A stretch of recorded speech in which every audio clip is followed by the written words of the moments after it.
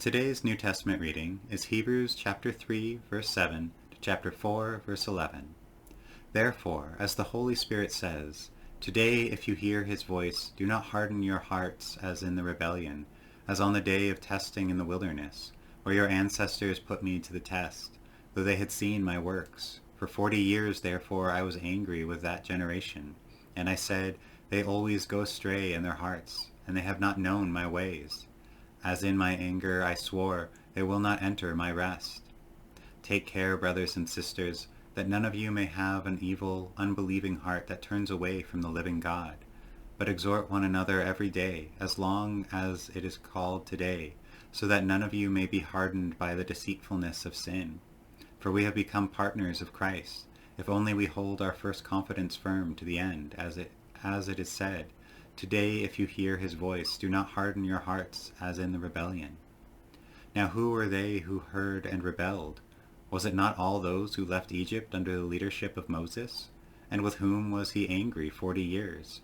Was it not those who sinned, whose bodies fell in the wilderness? And to whom did he swear that they would not enter his rest, if not those who were disobedient?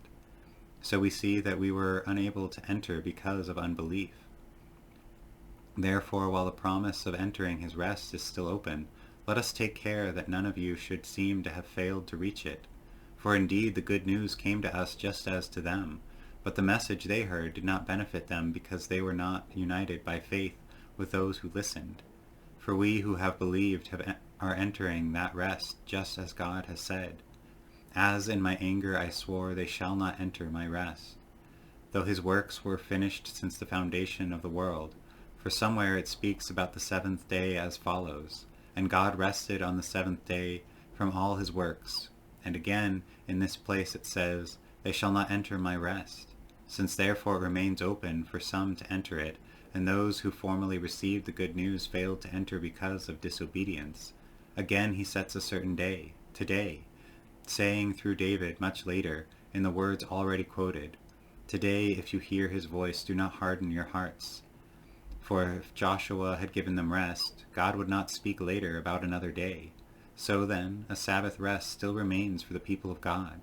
For those who enter God's rest also rest from their labors as God did from his. Let us therefore make every effort to enter that rest, so that no one may fall through such disobedience as theirs. Have a wonderful day, and God bless.